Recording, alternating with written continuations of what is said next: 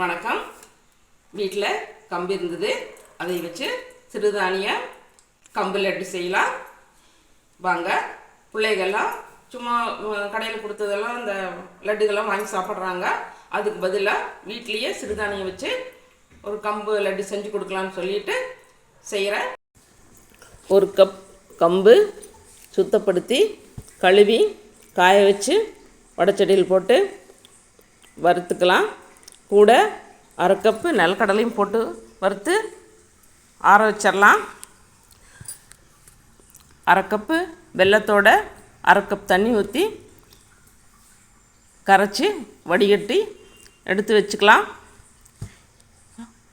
ஆற வச்ச கம்போட ஒரு ஸ்பூன் ஏலக்காய் தூள் சேர்த்து நல்லா பவுடராக அரைச்சி எடுத்துக்கிட்டு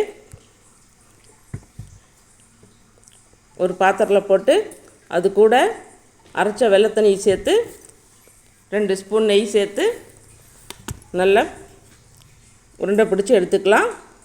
சுவையான சிறுதானிய கம்பு லட்டு ரெடி. இது குழந்தைகளுக்கு ரொம்ப நல்லது. இதில் கால்சியம் நிறையா இருக்குது.